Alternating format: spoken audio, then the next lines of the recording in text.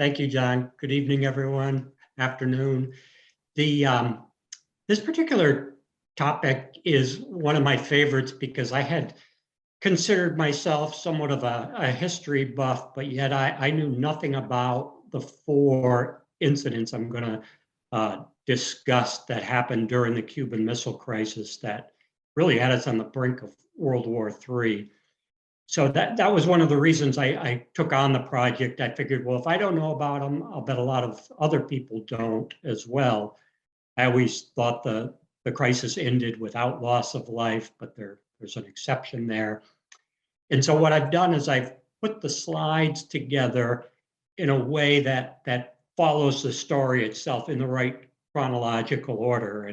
And I'll intersperse some of the President Kennedy's steps that he took to try to come to a decision that wasn't going to mean nuclear war. So with that, I'm going to get started. At the end, we'll leave time for questions. So one of the stars of this story is the U-2 spy plane, and much of the book Above and Beyond is told from the perspective of the U-2 pilots. So you see it unfolding in different ways, but from their perspective, also from the White House's perspective and the advisors to Kennedy and family members as well. A very unusual plane. This can fly 13 miles above the Earth, and so it's so high up. When it was invented, Soviet MiG fighter jets could not reach it to take it down, but Soviet surface-to-air missiles could. And we learned that the hard way with the Gary Powers incident over Russia that happened prior to the Cuban Missile Crisis. So these pilots were extraordinarily brave, knowing they're sitting ducks up there for a surface-to-air missile. There's no weapons on board the U-2, and they knew that when they were flying over Cuba to do reconnaissance during the Cuban Missile Crisis. And you're so far up on the stratosphere that if you were to lose air pressure, you would die within maybe 60 seconds. Your blood literally would begin to boil, and that's why they wore these pressure suits that, should they lose that pressure in the cockpit, these would mimic the air pressure on Earth and keep them alive. And this gentleman who's got the pressure suit on, his name is Steve Heiser. He's the one who actually flew the flight that discovered the first nuclear missile outside of Havana in San Cristobal. But there's a funny story behind it as well. The pressure suits, the pilots were brought to Massachusetts and then to Worcester, Mass, and then inside a bra factory. And in the basement of the bra factory was a tailor who would take their measurements, and they didn't know what the heck was going on. And the next day they'd go back and the pressure suit would be done. It would fit them perfectly. So I interviewed a pilot, and he had some funny stories about being brought down into this basement, being told, take off every stitch of your clothing, stand on this block under this one hanging light bulb in a hidden room in the basement of a bra factory. So the stakes couldn't be higher in this standoff because you have the two nuclear superpowers going at it. A little bit of background prior to the crisis. You have Castro overthrowing Batista, and Castro comes into power.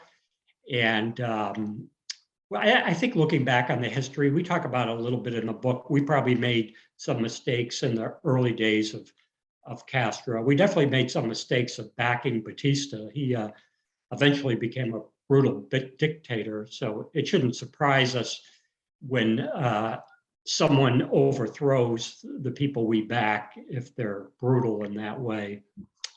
And then we did the Bay of Pigs invasion. That was, hatched under the Eisenhower administration, but then executed by President Kennedy. And it was a terrible failure. And part of that failure has to rest on the shoulders of JFK. But, you know, when I think of that, I think it was a good thing in that he, meaning JFK, learned from his mistakes. And that's the sign of a good leader. You catalog what you did wrong and what you're going to do right the next time something similar happens. And of course, after the Bay of Pigs, the Soviets really start their military buildup. We knew about their military buildup, but we did not know there were nuclear weapons being installed in Cuba. And the Soviets assured us that was not the case. But thank God we finally did an overflight of the island on October 14th, and that was Steve Heiser's flight. And on these U-2s were sophisticated cameras that, even though they're way up high, could take pictures, and then those pictures had to be developed in a secret development processing center in Washington, D.C. And that revealed that hey, they're putting in medium-range ballistic missiles. And you know, I knew a little bit about Khrushchev when I started the book, but I learned an awful lot more. I thought he was going to be this mercurial character, because I remember hearing about how he took his shoe off and pounded it on the gavel.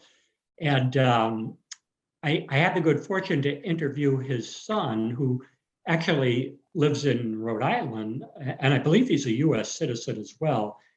And his son was old enough at the time of the Cuban Missile Crisis that he said, I did have conversations with my father during the crisis. So some of those conversations are in the Above and Beyond book. So it gave me new insight into the Premier Khrushchev.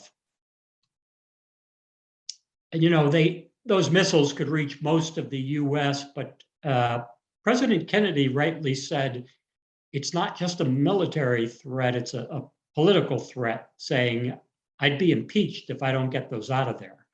And I think at the time he was correct. I don't think the American public would have stood for the missiles 90 miles off Miami. So I was learning as I went with the research, and it was a challenging book in that most of my books, where you're trying to dig into the lesser known parts, you're really working on getting so much information. This book was almost the opposite. There was a ton of information already out there and a lot of declassified CIA documents. It was almost like information overload, and the trick I've learned to keep a book that is a page turner is not so much what to put in, but what to leave out. I've read some books where everything the author learns is in the book, and it slows down the narrative. So that's my little trick, is keep it fast paced, and every now and then you're going to have to leave some things out, or you're going to come up with a 600-page book, and those are the type of books I never read if they're 600 pages.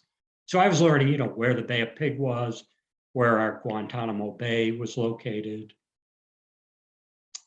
And these next slides, I want to introduce you to the main characters.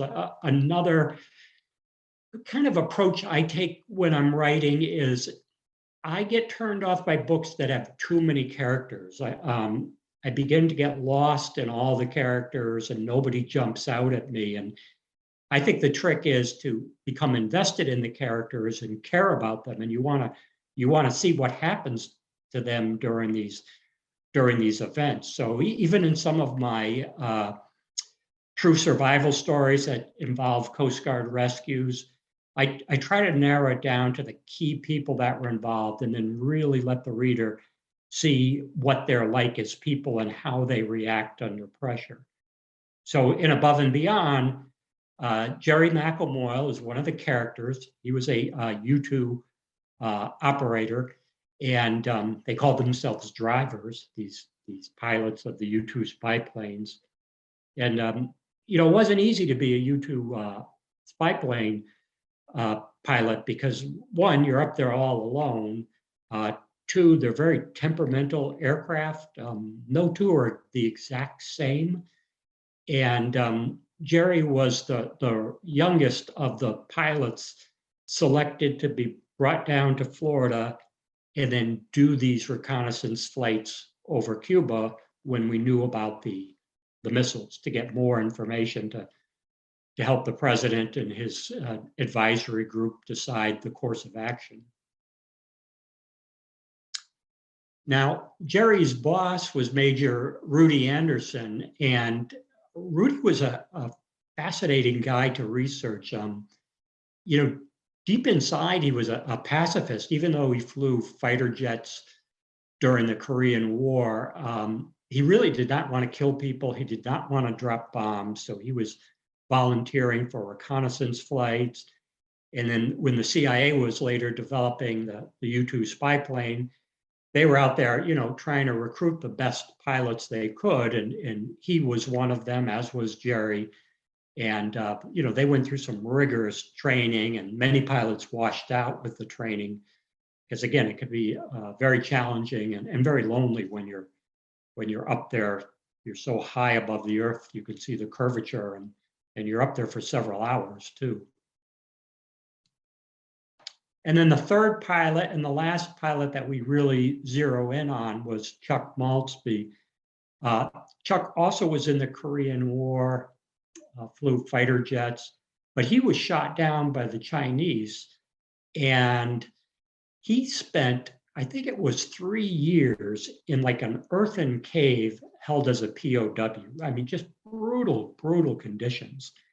And when we did a prisoner of war exchange with the Chinese, Chuck was one of those that was freed. And, had I been in Chuck's shoes, I would have left the Air Force never wanting to be in that position again of being shot down. But he, stays in, he re-ups, and he's recognized as a superior pilot, gets recruited into the U-2 program, and becomes a U-2 spy plane pilot.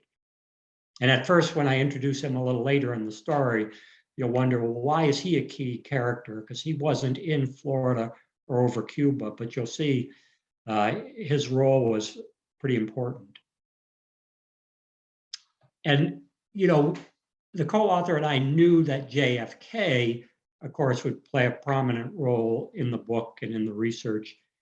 But it wasn't until I realized that he secretly audio recorded every meeting he had on the crisis that I realized what a treasure trove of information those audio recordings are, because you're catching his advisory group in arguments that literally could have the fate of the world dependent on them making the right decisions. So in certain times of the book, we quote right from those meetings that were secretly recorded. The people at the meetings did not know the president was recording them. I have to assume he was doing that for his plans to later write his own memoirs. Kennedy was an author by that point and a good writer, so I'm thinking that's why, but he never told them. So the crisis begins when that film was developed by Steve Heiser, and it showed the San Cristobal missile site. And that film had to be flown from Florida, where he landed, back to Washington, D.C. And then Kennedy is told about it on October 16th while he's still in his pajamas. And I often wondered, what would his first questions be? And I thought it'd be, where are they in Cuba? Or, how many missiles? But it was very telling, his first couple questions, and they were good questions. The first was, are you sure? Because he's looking at a picture like this and he can't see any missiles. And the head of the National Photographic Interpretation Center says, Mr. President, back at the lab, and the lab was so secret, it was housed above a used car dealership in Washington. But he says to Kennedy, back at the lab, we've enhanced these photos, and all of us, all these experts, are in agreement that what we're looking at is a medium-range ballistic missile. And so Kennedy feels confident that yes, they've proved that there are nuclear missiles in Cuba. What he doesn't know is, and this is his next question, and it's a key one, is are they operational? Because he wants to know, can they hit the fire button and launch this thing? And by asking that question, he's really getting down to an essential in decision making is how much time do I have to make the decision? It's almost like if you're buying a house, sometimes you're pressured and you have to make an offer right on the spot in a hot market like we have today. But other times it's a slow market and you may have several weeks to look at several houses and really think it over before you determine what the best offer is. So he wants to know, and he's been told, Mr. President, we don't know for sure, but our best estimate is they'll be operational in about 10 days. And we don't think that the nuclear warheads are on the missiles in San Cristobal, but there could be other missile sites in Cuba that we have not photographed. And then his second step, and this is always crucial for any decision that any of us might make that's important, is you kind of want your closest advisors around you, and you don't necessarily want a bunch of yes men or women. You want people that are going to give you honest feedback, even if it's negative. So he selects this group that later became known as the XCOM Committee of the National Security Council. And it's got the usual suspects you might expect, like the head of the CIA, but then there's like the head of the Treasury is there, and you're like, why would that be? And it's because Kennedy trusted that man's bright mind and he wanted to hear about it. And he was okay with people who leaned Republican being there as well. Again, he didn't want all yes people, and he wanted to hear opposing views on such a major decision. So here they are at one of their meetings. Little do they know that in those two bookcases are two microphones that connect to the elaborate tape recording system down in the basement. So you see LBJ sitting like directly in the center, kind of facing us. You see Bobby Kennedy standing up. I do think I was at the Kennedy Center, and I asked one of the head people there, I said, do you think Bobby knew they were being tape recorded? And he said, oh, most definitely. He said those two brothers were so close. If anybody knew about the tape recordings, it would have been Bobby. And you see the president, leaning over the table there, probably looking at some photographs. So the president comes to a decision that first day, and the first hard decision is we need much more information. So I'm authorizing as many overflights as possible over Cuba. And that would be right over the landmass, not on the peripheries of Cuba in these U-2s. And if you listen to the tapes, or you can read a book about that has all the conversations in it. And that book, by the way, is called The Kennedy Tapes. It's a big, thick book. I read it cover to cover, and I just took out the excerpts of more of the arguments because I wanted to convey the tension that was in that room. But in that meeting, it really looks like a consensus is forming that we are going to take out the missile sites by our own aircraft, bomb them, and probably follow up with a D-Day style invasion. So that's the way most people are leaning on the first meeting.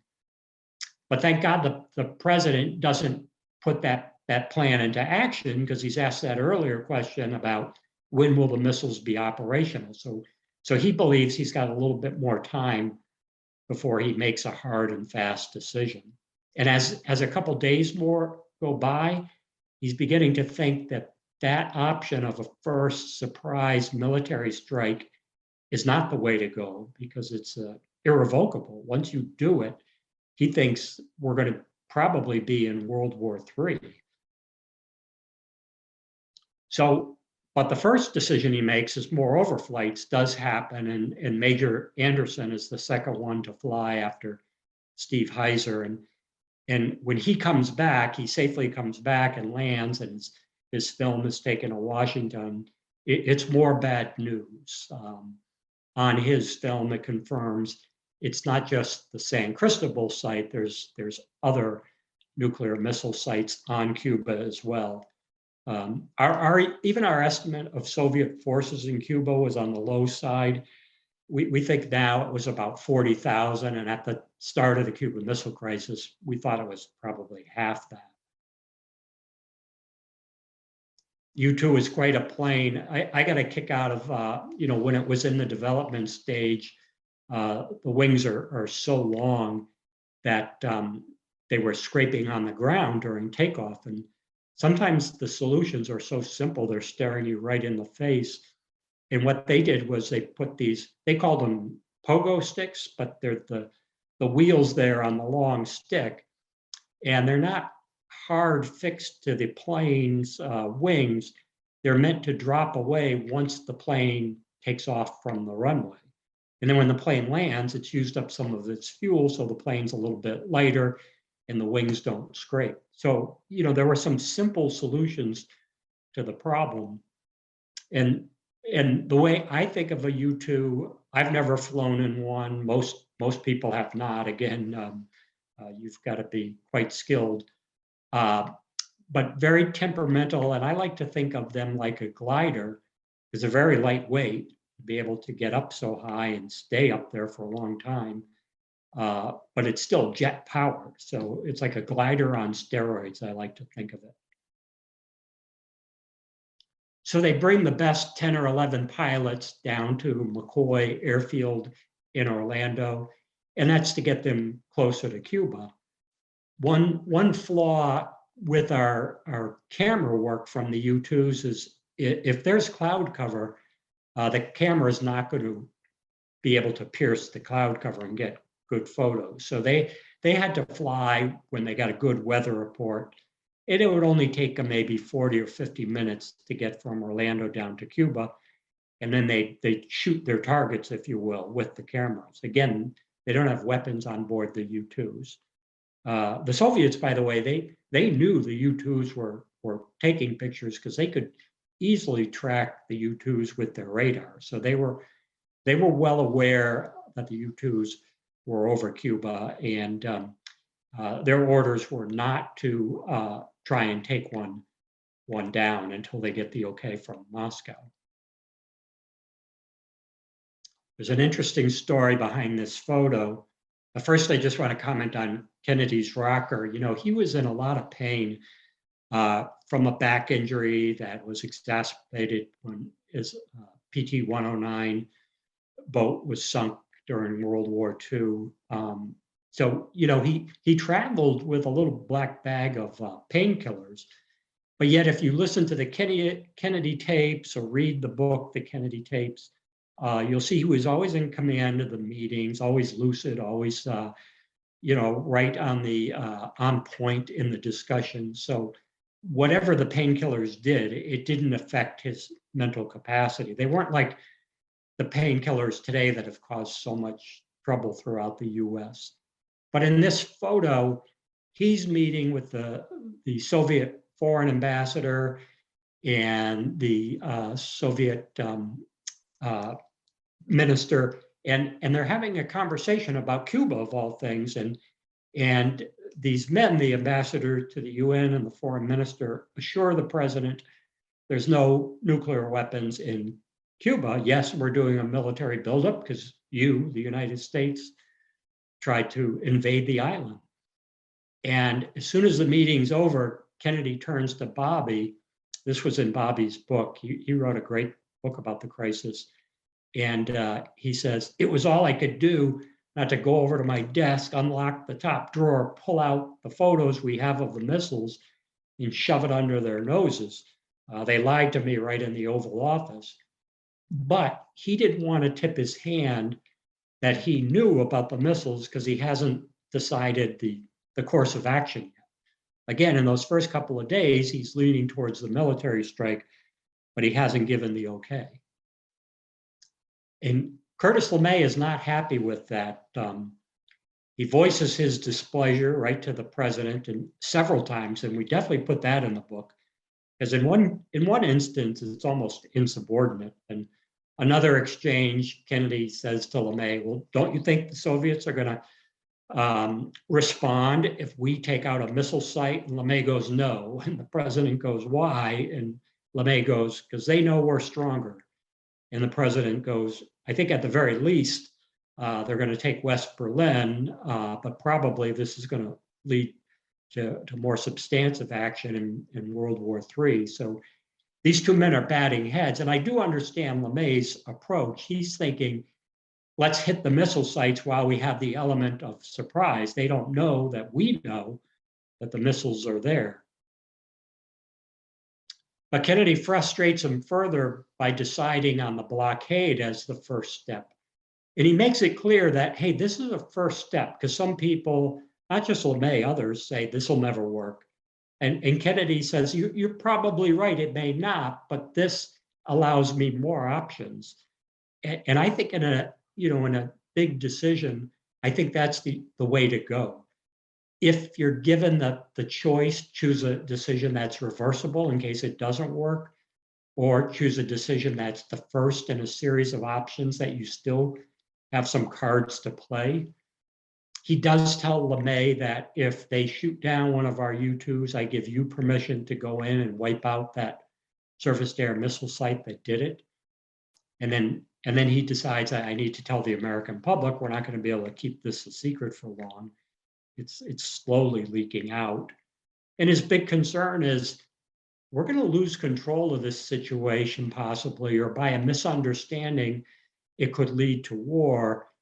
And Sergei Khrushchev, the prime minister's son there, said that was my father's big concern as well, that that through some misunderstanding, and these were Sergei's words, somebody on the ground in Cuba might have a different agenda than my father, and before you know it, we lose control of the situation. And that's really, when you see the next couple of slides soon, that's really what happens. It starts to spin out of control. And we're at DEFCON 2, which is one step away from war. So, we've got our bombers in the air. We're bringing all sorts of military equipment down to Florida. We've got it seems like the entire Navy surrounding the island of Cuba. And Kennedy goes on the air and explains why we're doing the blockade. You can pull this up on YouTube, his speech. He does it in a very measured tone. I thought he struck the right chord, because while there was no panic, and that he did not want to start panic, there were certainly people that were darn anxious. Like when I did this presentation in Florida, one woman said, as soon as the president was done speaking, my father went into the backyard and started digging, and he was digging a bomb shelter. And another woman told me a story I never forgot. She said, I was a little girl and I went to school the next day. And at the end of the day, the teacher said to us, there'll be no homework because there may not be a tomorrow. So the teacher knew how grave this threat was. What a thing to tell a kid. But, and the papers kind of drove it home, because the Russians responded, the blockade's illegal, and you've just put us on the step to nuclear war. So I could certainly understand why people were digging bomb shelters. The president has authorized more overflights for intelligence over Cuba, and one of the planes that did this was the Navy Crusader jets. And unlike the U-2, they're flying low, and they're going at 500 miles per hour just above the treetops. But their cameras were so good, they got some of the best pictures. This was taken by a Crusader. You see that big tent in the middle, that housed the missile, and then you see all the various Soviet equipment around it. And sometimes you'll hear, the Cubans were involved with the missiles, but they were not. These were totally under Russian hands, as were the surface-to-air defensive weapons. And part of that was a big frustration to Castro that Khrushchev is really calling the shots, and Castro is left out of some of the major decisions. So back at the UN, Adlai Stevenson is charged with presenting our case, the US case, to the world of why we're doing this blockade. And he's bringing out some of the photos and proving to the people that the missiles are there. I oftentimes when I see this photo, I think of Colin Powell for the second Iraq War, bringing out some of our intelligence photos, which were faulty about the weapons of mass destruction. But in this case, our intelligence was good, and it turned out to be accurate. So now it's Jerry's turn to fly, and this is how I open the book, because I always like to open it with drama. I've written so many books, and I think you need that drama in the beginning to hook the reader. And Jerry's told, fly the length of Cuba, and you've got 4 targets to shoot with your camera. And I had the good fortune to get to know Jerry. He was retired at the time, living in Venice, Florida.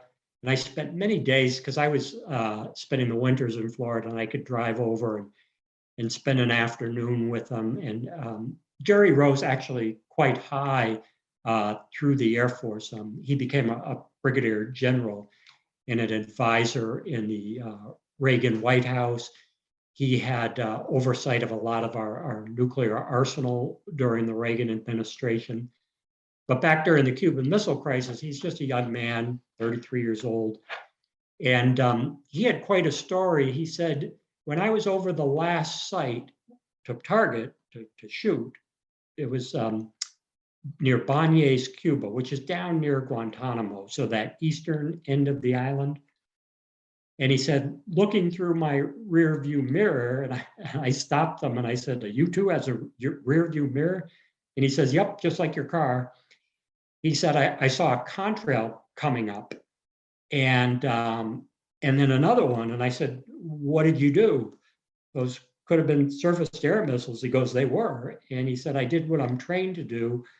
I banked the plane to get pictures. And he said, I could tell they were, from the angle as best that I could estimate, they were off course. So they exploded about, I don't know, maybe a quarter mile away, if my memory's correct.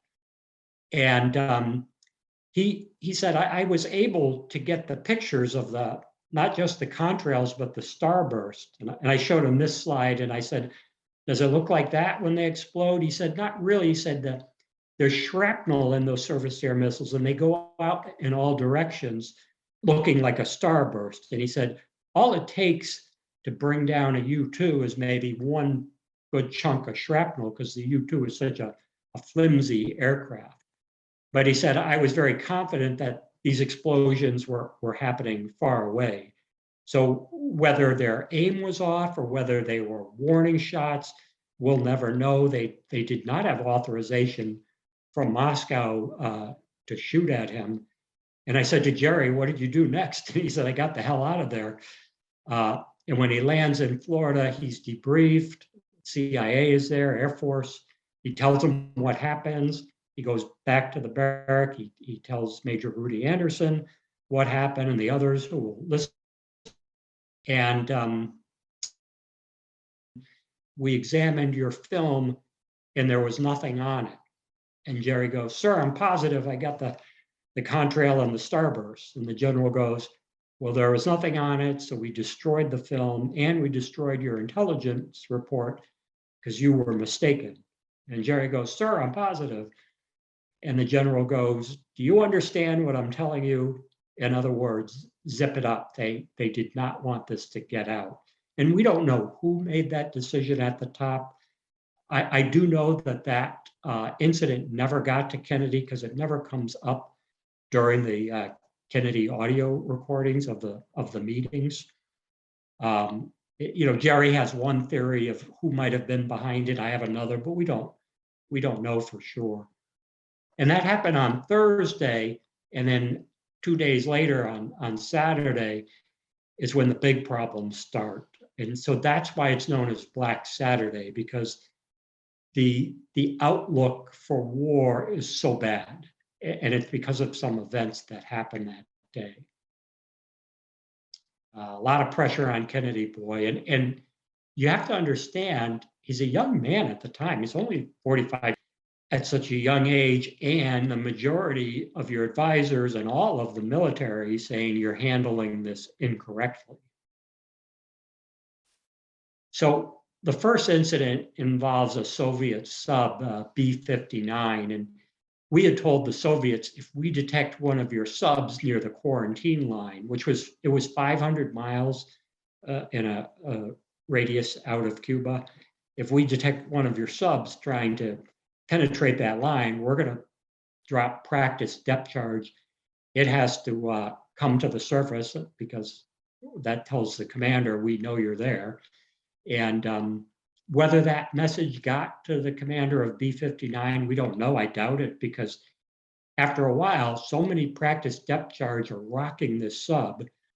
And there is testimony from some of his men. They said it was like being inside a steel drum with somebody taking a sledgehammer to it.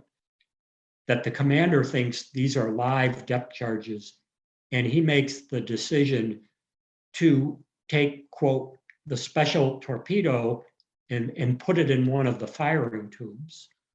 And he's got a cluster of his, senior men around him, and he says, we're all going to die, and we're going to take them with us, because he thinks war has broken out. And part of his stress is probably from the horrid conditions inside these subs. My other war book is about a World War II incident, and a lot of the book is inside a German U-boat, and the conditions were brutal. The air was foul, the heat was through the roof, and even on B-59, on this Russian one, very similar to the German U-boats, there wasn't even enough drinking water, so water was being rationed. And what stopped him from firing the one torpedo, with the nuclear tipped warhead was another person of equal rank named, last name is Arkhipov.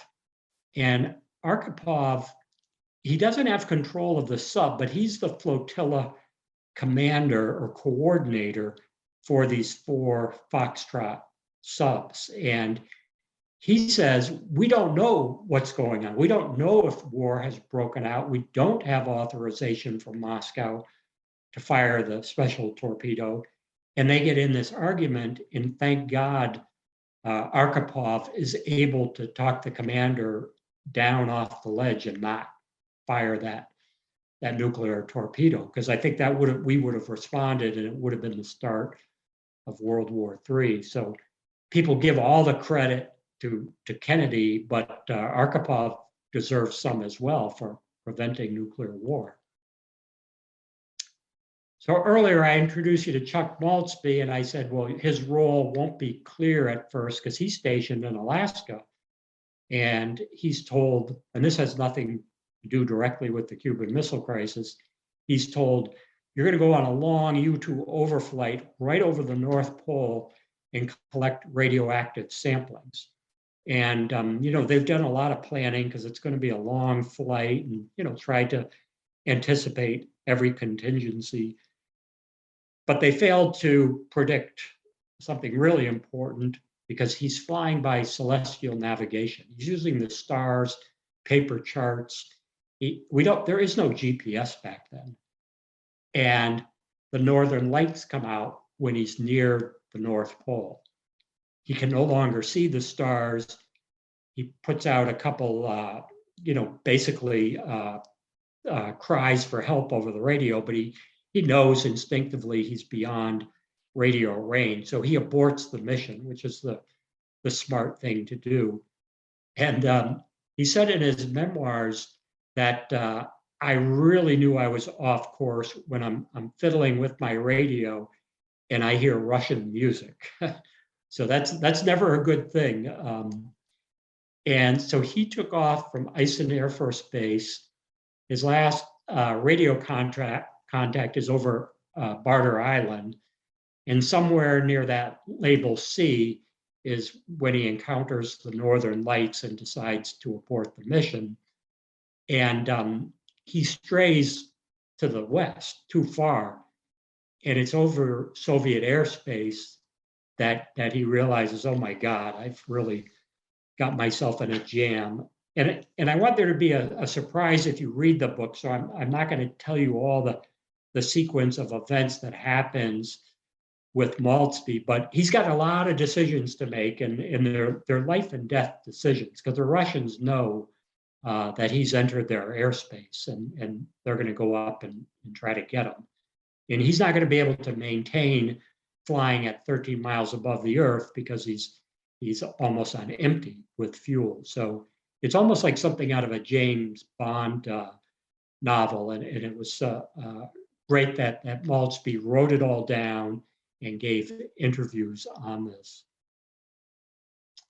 So I won't tell you what happens with Maltzby because I want there to be surprises, but at the same time as he's getting in trouble, Major Anderson is launching, and he's volunteered for this mission. And it's probably, one of the last U-2 overflight. It turned out that was the case. And because he wants to be known as the best reconnaissance pilot out there. And so he's given a flight path similar to Jerry McElmoyle's. And by the way, even though there were CIA aircraft and CIA pilots, Kennedy wanted just Air Force guys. I'm thinking the reason for that is he felt maybe he got burned by the CIA during the Bay of Pigs fiasco. But he made it very clear, I want Air Force pilots and the Air Force insignia on these. And the Russians on the ground, they've got this giant screen, it's like 20 feet across, and they can see Rudy Anderson over the island of Cuba. And one general turns to the other and says, our guest has overstayed his welcome. Let's get permission to take him down. So they try to reach the Soviet supreme commander of all forces in Cuba, and they cannot get him. He's sick at the time.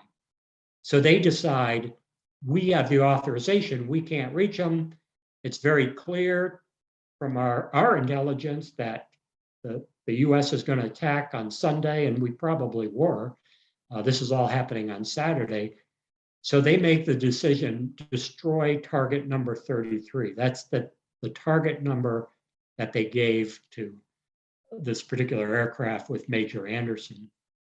So he comes in and does the overflight of Cuba, and he's somewhere over that area near Guantanamo Bay when they decide to fire the surface-to-air missiles.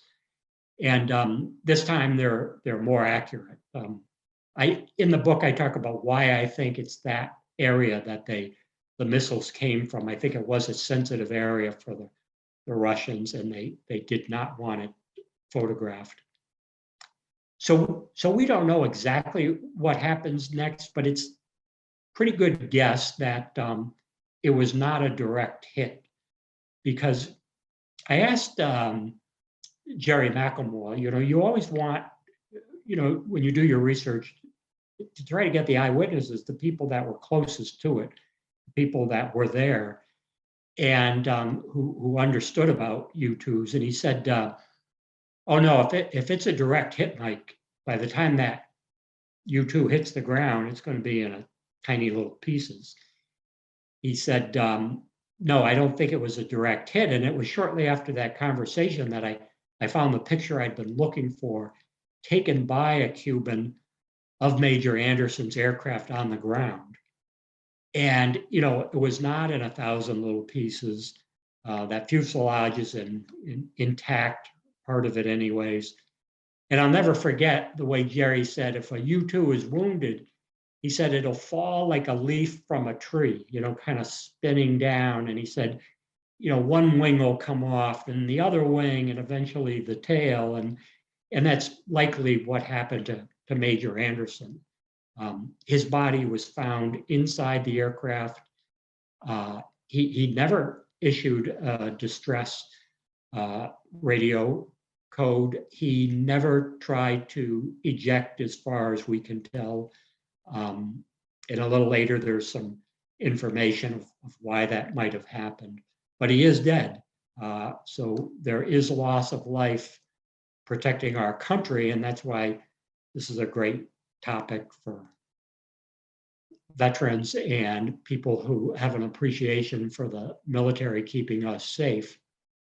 So, Kennedy's got to make a decision, and it was very interesting. He wasn't told about the downing of Major Anderson right away. It was kept from him for several hours, and then it's brought up in kind of an offhand manner. You'll read the exact sequence of events. But Curtis LeMay thinks, okay, now we're going to get the okay to finally attack because they've killed one of our pilots. But Kennedy frustrates him. And again, an important step in decision-making is not to be afraid to change course based on the most recent information or new events. And Kennedy's likely thinking, if we do this, it's war the next day, Sunday, if we attack because of the downing of Major Anderson. But he also knows time's running out. So he says to Bobby, he doesn't use the word ultimatum, but to me it's clear he's giving the Soviets an ultimatum. He tells Bobby, go to the Soviet foreign minister and explain to him that military action is imminent on our part. And here's the offer, basically the last offer. You remove your missiles out of Cuba, we will promise not to attack. And out of the public eye, I'm giving Khrushchev my word that at a later date, I can't tell you when, I'll pull the missiles that we have out of Turkey. He viewed those as redundant because we had missiles on Polaris submarines in the Mediterranean. But this is basically the last shot. And Sergei Khrushchev said, my father jumped at that deal because, like Kennedy, he could see things were spinning out of control. You have Chuck Maltzby in Soviet airspace. I don't even know if they knew about the submarine threat, but they certainly knew that a U-2 had been downed. And Khrushchev was not happy about that.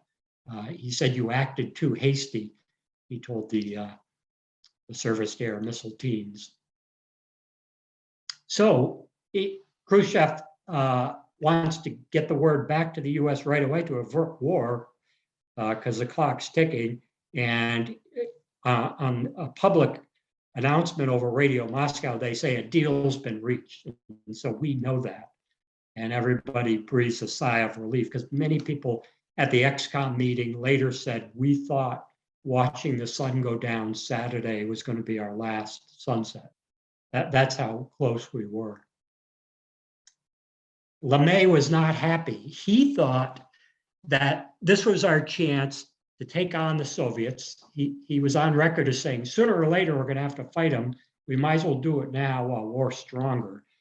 But I just don't think that he thought of all the series of steps that were probably going to happen that were going to lead us into the path of nuclear war. There were just so many nuclear weapons I didn't know about.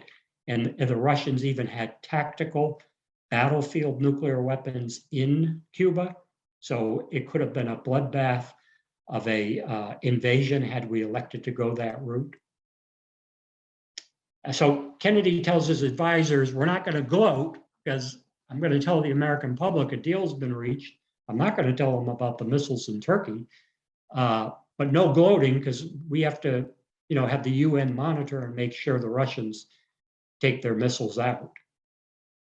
And we're getting right at the end of the presentation. Major Anderson's body is returned.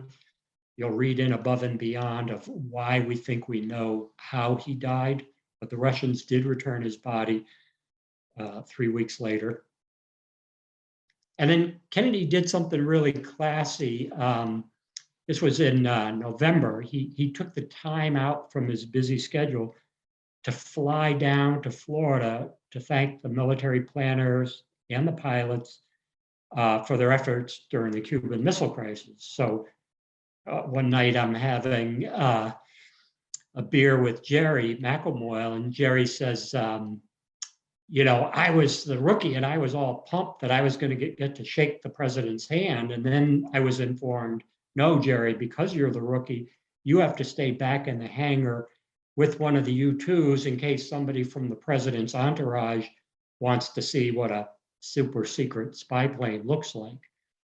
And Jerry said, oh, I was all bummed out, but he said, I'm in the hangar, in comes Kennedy's limousine after the president has said his remarks, and out pops the president. And I said, you're kidding. And he said, no. And he said, I could hear the president say something to the effect to the other people in the limo, you stay here.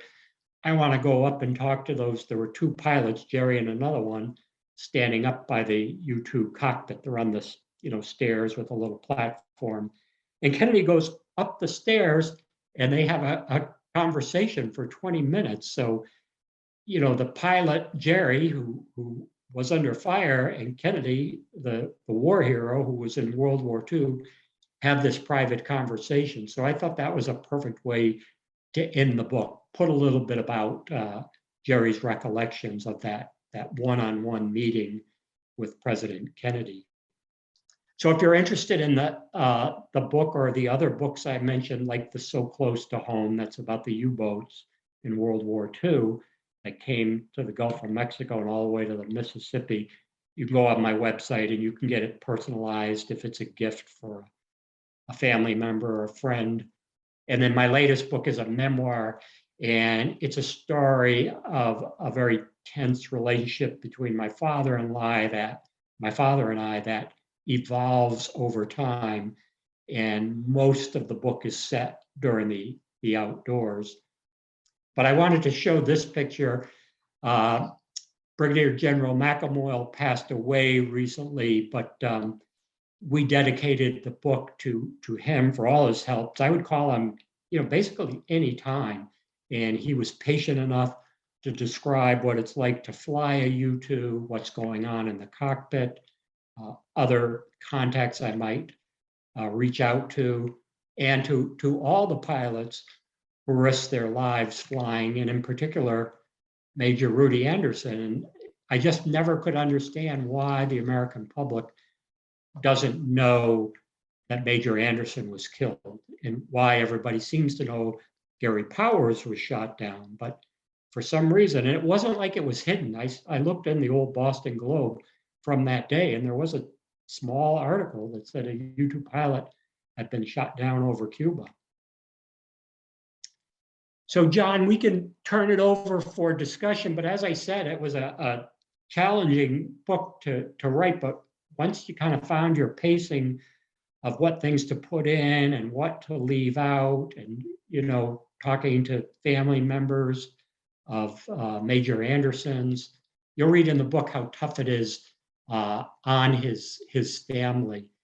There was one instance, this is pretty odd, where his wife is at home, and this is a year before the Cuban Missile Crisis, and there's a knock on the door, and it's the chaplain and some brass from the Air Force, and they say, we have bad news, your husband's been killed in a training accident. Well, they went to the wrong house. It wasn't Major Rudy Anderson. Now you jump ahead, he really is shot down and killed. They come to her house again during the missile crisis, and they tell her the bad news, and she doesn't know what to think. And you'll see how tough it is on her and the family, because we wanted to tell it from as many perspectives as possible. So John, I'll turn it to you if you have a question, John, or something that was a little confusing. If I don't know, I'll be. No, it's great. Thank you very much for most informative and in many ways entertaining presentation. Certainly the tension that occurred through those early days you made most palpable. So for those of us that didn't live through that, we certainly learned a lot, and can appreciate what some of our ancestors lived through. I think we have a few minutes here at the end, maybe two simple questions. Yes. First one just kind of centered around the design of the U-2.